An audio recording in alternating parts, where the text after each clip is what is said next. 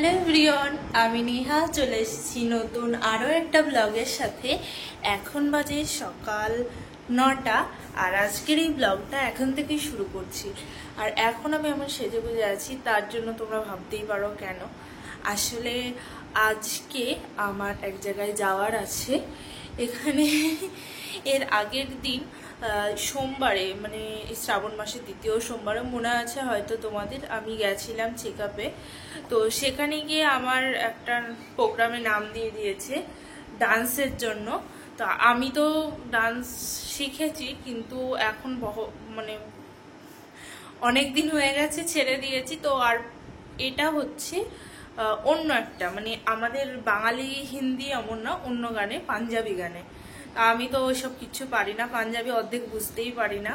তো এখন আমার আছে প্র্যাকটিসের জন্য আজকে 9:30টার সময় যেতে হবে, 9:30টার সময় পৌঁছাতে হবে। তো তার আগেই জানি গাড়ি চলে আসবে, ওই জন্য আমি মোটামুটি রেডি হয়ে বসে আছি। আর সকাল থেকে কিন্তু আমার সব কাজ হয়ে গেছে। খাওয়া, সকালবেলা রান্না করেছিলাম ডিম ভাজা, আলু ভাতে, ডাল ভাতটা দুপুরের জন্য রেখে দিয়েছি, একেবারে করেছি। আর দুপুরে যদি লেট হয় এসে, তাহলে যে কোনো একটা সবজি করলে হয়ে যাবে। আর এখন না তাড়াতাড়ির মধ্যে আলু ভাতে ডিম ভাজা, এটা হচ্ছে সব থেকে মানে তাড়াতাড়ি আর সব থেকে আরামদায়ক একটা খাবার, তাড়াতাড়িও হয়ে যায়। তো ওটাই করেছি। এখন আমি রেডি হয়ে বসে আছি, শুধু মাথা আঁচড়ানোটা বাকি। আসলে স্নান করা হয়ে গেছে, তো চুলটা না যতটা সম্ভব শুকিয়ে নিচ্ছি। তেল দেওয়া চুল দেখবো একটু শুকাতে টাইম লাগে। তো এখন ফ্যানের তলায় বসে আছি, ভিডিও এডিট করলাম যাতে আপলোড করে রাখতে পারি। আসলে ফোনের স্টোরেজ ফুল হয়ে যায় বেশি ভিডিও হয়ে গেলে একেবারে। তো এখন সব কাজকর্ম শেষ করে চুপচাপ বসে আছি। রান্নাটাও হয়ে যেত, কিন্তু অত তাড়াতাড়ি করে হবে না। ঠিক আছে, চলো এখন দেখি, যখন রেডি হব তখন আবার তোমাদের সঙ্গে কথা বলা যাবে। আর কি শিখে আসতে পারি আজকে, আমি কিন্তু ভীষণ ভয়ে আছি রীতিমতো। সেই যেদিনকে বলেছে তখন থেকে আমার টেনশনে, মানে রাত্রিবেলা মনে হচ্ছে ঘুমাতে গেলেও স্বপ্ন দেখছি যে আমি ভুলভাল নাচ করছি। ভীষণ টেনশন হচ্ছে অনেকদিন পর যেহেতু। তো চলো দেখা যাক কতটা শিখে আসতে পারি, তোমাদের সঙ্গে অবশ্যই শেয়ার করবো। তো চলো ব্লগটা দেখতে থাকো। আমি কিন্তু ভীষণ রকম নার্ভাস ছিলাম, কারণ আমি নাচ শিখেছি লাস্ট অনেক বছর আগে। হ্যাঁ, আমি কিন্তু ছোটবেলায় বলতে মোটামুটি তখন মনে হয় 10-12 বছর বয়স হবে, তখন কিন্তু এই 3 বছরের জন্য আমি নাচ শিখেছিলাম। তো দুটো এক্সামও দিয়েছি, কিন্তু অনেক দিন হয়ে গেছে নাচ ছাড়া। আর সেই নাচ আর এই নাচ কোনোভাবেই এক না, কারণ আমি যখন নাচ শিখেছি সেগুলো তো অবভিয়াসলি বাংলা আর হিন্দিই ছিল। আর এটা কিন্তু পুরোপুরি পাঞ্জাবি গান, যেটার আমি কিচ্ছু বুঝতে পারি না। পাঞ্জাবি কথা আমি বুঝতে পারি ওই কিছু কিছু, মানে খুব ভালো তা কিন্তু একদমই না, বুঝতে পারি বলতে পারি না। তো আমি জানি না কি হবে, আমি এতটাই টেনশনে ছিলাম রীতিমতো। আমি তো বলছিলাম তোমাদের দাদাভাইকে যে আমি যাব না, কিন্তু ও বলল না যাও, যদি না পারো তখন দেখা যাবে। তো আমিও চলে গেছিলাম একটু মনে সাহস নিয়ে, কারণ বুঝতেই পারছো যেহেতু নাচ শিখেছি, নাচের স্টেপগুলো দেখিয়ে দিলে বাকি যেমন তেমন করে আমি করে নেব। দুপুরবেলা খাওয়া দাওয়া হয়ে গেছে, 4টে বাজতে গেল। আর আমি আজকে ভেবেছি একটু রেস্ট করবো, মানে আমি কাজ করবো না। তো একজনকে আমি একজন একটুখানি আজকে বাসন মাজা খাওয়া দাওয়া করে, তোমরা শুনতেই পাচ্ছ ইচ্ছাকৃতভাবে সব বাসনগুলো ধুমধাম করে ভেঙে ফেলছে। টাকা ওগুলো আমার মা দিয়েছে, তুমি কেন নিজে ভাঙছো অমন করে? এরপরে যদি আমাদের ঝগড়া হয় তাহলে আমার দোষ না, এই যে বাসনগুলো বাজাচ্ছে সেই দোষ। আমি ভাবলাম আজকে আমি একটু রেস্ট করব, কারণ এই কাজগুলো প্রত্যেকদিন আমিই করি।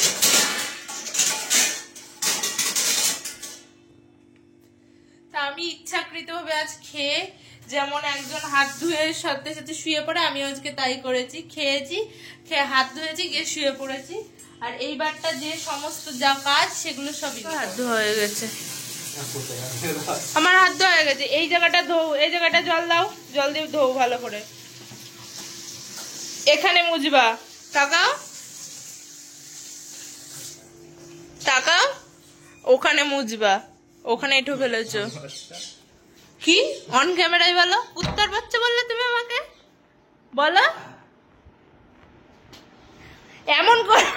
না, এটা মোছা হয়েছে, এটা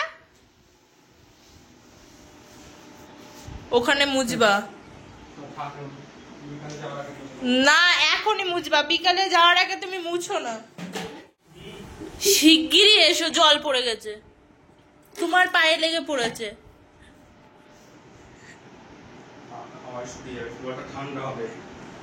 কি কি ঠান্ডা হবে, আমু বসে বললাম আমি রোজ তোমার জন্য করি, এবার আজকে তোমার অগ্নি পরীক্ষা, তুমি আমার জন্য করতে পারো। তোমার পায়ে লেগেই পড়েছিল, তোমার কাছে প্রমাণ আছে। ঠান্ডাটা নিয়ে আসতে আবার আমি খাবো তাই। হাফটা খেয়ে রেখে দিবা, ছেলে তো তারপর বেশি হয়ে গেছে না আমার। ফ্রিজে ডিপের মধ্যে আইসক্রিম আছে, ওটা শুধু আমার জন্য নিয়ে আসবা। একটাই নিয়ে এসেছি আমি আমার জন্য। টাকা বেশি হয়ে গেছে আমার। এটা তোমার টাকা না, এগুলো আমার টাকা। এই দেখো নিচে ফেললো, গাইস দেখো, তোমরা দেখো নিচে ও ফেলেছে, আমার দোষ না। এটা জল না, এটা মনে হচ্ছে ইচ্ছা খেতে হবে। একটু ওকে ঠান্ডা বলে জল না বলে ঢং করছে। দাও, তুমি খাবার না, এটা আমার টাকাই। ওই জলটা পোছা লাগাও, জলটা মুছবা, নাই আজকে রাতে ভাত পাবা না। আচ্ছা, আমি কিন্তু তোমাদের দাদা ভাইয়ের সঙ্গে মজা করছিলাম, আর আজ সকাল থেকে আমি কিন্তু একটুও বসিনি। এখন এই যে দেখলে খাওয়া দাওয়া করে একটু বসেছিলাম, তারপরে এই যে সিমুই বানাতে এসেছি। আসলে তোমাদের দাদা ভাই না, আমার একদিনকে শরীরটা খারাপ ছিল, তখন আমি ব্লগ বানাচ্ছিলাম না, হঠাৎই 3-4 দিন ধরে বুকে ব্যথা হচ্ছিল, তো সেই টাইমে আমি খুবই ভুগেছি। সেই টাইমে যেহেতু ভিডিও বানাইনি তাই আর কি। তো তখন তোমাদের দাদা ভাইয়ের একটা ফ্রেন্ড ওকে সবজি দিয়েছিল এই টিফিন কোটোতে, মানে মেস থেকে ওরা যেখানে খায়, তো টিফিন কোটোটায় আজকে একটু সিমুই বানিয়ে পাঠাচ্ছি, আর এখানে তোমাদের দাদা ভাইয়ের জন্য সিমুইটা তুললাম, কারণ খালি টিফিন কোটো তো দিতে ভালো লাগে না। তো এখন বাজে 8টা, আর এখন আমি চা নিয়ে বসলাম। আসলে আজকে ভেবেছিলাম একটু তাড়াতাড়ি চা খাবো, কিন্তু সেটা আর হয়নি, কারণ আমার এই পাশে বলতে আমাদের এই লাইনেই ওই সাইডে কোনায় দুটো দিদি এসেছিল। কি বলতো, এখন যেহেতু লোক কম হয়ে গেছে, তো যে কজনই আছি সে কজনই একটুখানি এই এর ঘরে ও যায়, ওর ঘরে ও আসে, এমন করে বসে থাকে। আগে তো সবাই মিলে বাইরে বসা হতো, এখন বাইরে তেমন বসা হয়, কিন্তু আগের মতো লোক হয় না, মানে সবাই আস্তে আস্তে চলে যাচ্ছে। তো ওই জন্য অনেকক্ষণ ধরে কথা বলছিলাম দিদিদের সঙ্গে, প্রায় 6:30টার সময় এসেছিল, তো একটু আগেই গেল। আমি সিমই বানিয়েছিলাম, দেখতেই পারলে দুপুরে তোমরা, তো সিমইটা দিলাম, মানে জানি না কেন আজকেই বানালাম, আজকেই সবাই আসলে, ভালো লাগলো বেশ। সিমইটা আমি বানিয়েছিলাম তোমাদের দাদা ভাইয়ের জন্য। আসলে ওই সিমইটা খাওয়ার পরে, মানে যে কোনো একটা জিনিস দেখবো যতই কষ্ট করে বানাই, সেটা আমার মনে হয় যে রান্না করা জিনিস, সেটা খেয়ে যদি কেউ একটু আনন্দ পায়, সেটা দেখে মনটা একটু খুশি হয়ে যায়। তো আমি তোমার দাদা ভাই খেলো, ও তো খেতে খেতে বেশ হাসছিল খুশি খুশি করে, দেখে আমার মনটা ভালো হয়ে গেল। আবার দিদিরা এসেছিল, বাচ্চা ছিল, তো ওদেরকে দিলাম, ওরাও খেয়ে খুব খুশি হচ্ছিল। একটা ছোট্ট বাচ্চা এসেছিল, ছোট্ট বলতে মানে 7-8 মাসের হবে, ছেলে একটা বাচ্চা, তো খাওয়ার জন্য মানে কেমন করছিল, মানে আমার তো দেখে এত আনন্দ লাগছিল, মনে হলো না আজকে আমার বানানোটা সার্থক। আমি আবার কি বলতো, আমি না রান্না করে লোককে খাওয়াতে খুব ভালোবাসি, মানে যতই কষ্ট হোক, আমি নিজে যতটা না খেতে ভালোবাসি, মানে আমার রান্না কেউ খাবে, খুশি হবে, সেগুলো আমার খুব ভালো লাগে। তো যাই হোক, এখন এই যে একটা ক্রিম বান নিয়ে বসছি, এটা এখন আমার কারেন্ট খুব ফেভারিট হয়েছে, মানে আমি এমনি এইসব খেতে খুব ভালোবাসি, তারপরে এটা আমার কিছুদিন হলেও খুব ভালো লাগে। আর একটা পার্লেজির বিস্কুট আর 1 কাপ চা। তো চলো খাওয়া যাক, তারপরে এখন ভিডিও আপলোড করা আছে, থাম্বনেল এডিট করছিলাম, তো চলো খাওয়া যাক, তারপর আবার তোমাদের সঙ্গে কথা হচ্ছে। আমি না বসেই ছিলাম, তারপরে হঠাৎই আমি রান্নাঘরে গিয়ে, মানে রাতে ভাবলাম রুটি না ভাত করব, তো গিয়ে দেখছি আমার আটাটা শেষ হয়ে গেছে, মানে সব কিছুই আসলে শেষ হয়ে গেছে। কারণ এর আগের মাসে যখন আমরা এসেছিলাম বাড়ি থেকে, তখনই একেবারে তো 1 মাসের বাজার করা হয়েছে, এবার 1 মাস না হয়ে গেছে, তো এবারটা তো জিনিসপত্র আনতে হবে, আমরাও তেমনভাবে যাওয়ার টাইম পাচ্ছি না। তো এখন ভাবলাম এই দোকান থেকেই গিয়ে জিনিস নিয়ে আসি। দেখো এখানে গিয়ে ডিম নিয়েছি আর এই যা জিনিসপত্র, তো চাবিটা আমি এখন ফেলে দিচ্ছি, তার কারণ তোমাদের দাদাভাইকে আমি বলছি দরজা খোলো, ও বলছে যে তালা লাগিয়েছে সে খুলবে। তো এই করে আমার একটু রাগ হয়ে গেছে, তারপরে আমিই এসেছি ঘরে। আর এখন আটা মাখছি। ভাত বসিয়েছি তোমাদের দাদা ভাইয়ের জন্য। আসলে আজ দুপুরবেলা না সয়াবিন করেছিলাম বেশ একটু অন্যরকমভাবে, মানে আমি যেমনভাবে করি তেমন করে না। তো সেটা দিয়ে আমার মনে হলো রুটি খেতে সব থেকে ভালো লাগবে, কিন্তু তোমাদের দাদা ভাই আবার বললো ভাত খাবে। তো আমি ভাবলাম একটা মেয়ে বিয়ের পর থেকে দেখবা স্বামীর কি ভালো লাগে সেটাই, মানে এমনভাবে যে বরের যা ভালো লাগছে সেটাই বানাই, মানে নিজের কোনো একটা পছন্দ সেটা আস্তে আস্তে শেষ হয়ে যায়। আর তারপরে যখন একটা বেবি হয় তখন মনে হয় আমার বাচ্চার কি ভালো লাগে সেটা বানাই। তো ওই জন্য নিজের জন্যও কিন্তু মাঝের মধ্যে কিছু করা উচিত। আমরা হয়তো ভাবি যে আবার কি করব, কিন্তু না, এটা একদমই ভুল।